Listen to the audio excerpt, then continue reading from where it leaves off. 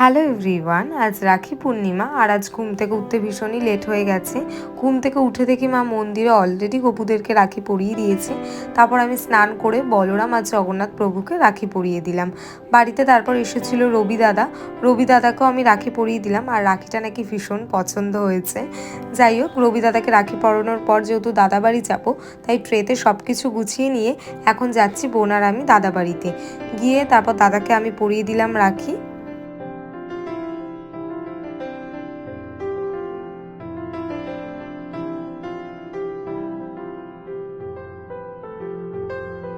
দাদাকে রাখি পরানোর পর এখন বোন দাদাকে রাখি পরিয়ে দিচ্ছে আর এখানে দাদার হাতেও রাখির সুতোটা বাঁধতে পারছে না, তো তাই নিয়ে হাসাহাসি চলছে।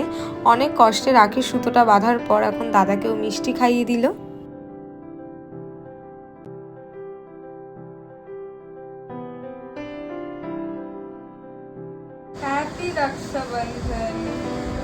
দেখতেই পাচ্ছ এখানে বোন গুনগুনের হাতে রাখি পরিয়ে দিচ্ছে। আমরা বাড়ির প্রত্যেকটা বাচ্চাগুলোকেই রাখি পরাই।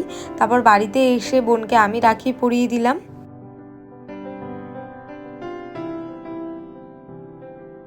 তারপর বোন আমাকে রাখি পরিয়ে দিল আর যথারীতি এখানেও আমার হাতের রাখি সুতো বাঁধতে পারছে না, তো সেটা নিয়েই হাসাহাসি চলছে।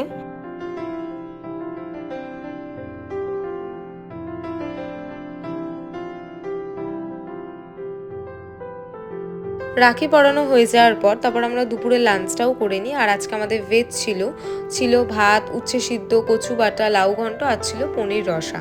বিকেলের দিকে এসেছিল ঘন্টু। আর তোমাদের তো বললামই বাড়ির ছোটোগুলোকে রাখি পরাই, তো বোন ছিল না, বোন গেছিলো টিউশনে, তাই আমি ঘন্টুকে রাখি পরিয়ে দিলাম।